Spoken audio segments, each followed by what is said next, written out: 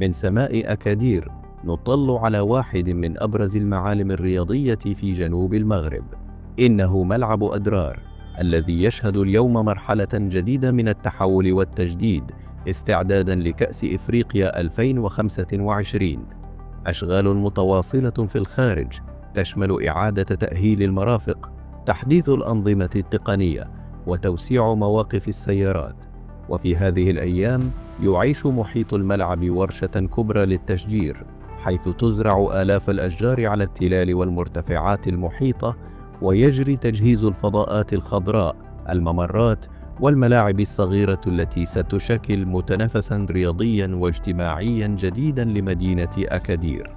تتواصل أعمال الإضاءة والتزيين لتضيء هذا الصرح الرياضي الفريد الذي سيصبح قريبا أحد أجمل الملاعب في إفريقيا، يجمع بين التصميم العصري وروح الطبيعة الأمازيغية لسوس.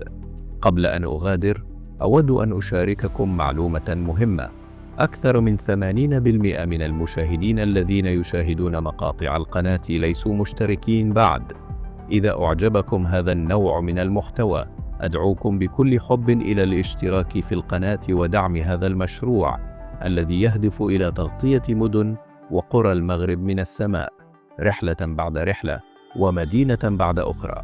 فهدفنا هو تقديم صورة جوية راقية وجميلة عن المغرب، بلد التنوع والجمال من شماله إلى جنوبه.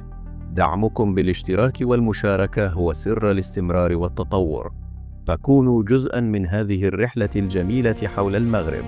أترككم الآن لتستمتعوا بمشاهدة بقية الفيديو. إلى اللقاء في الفيديو القادم ومع السلامة.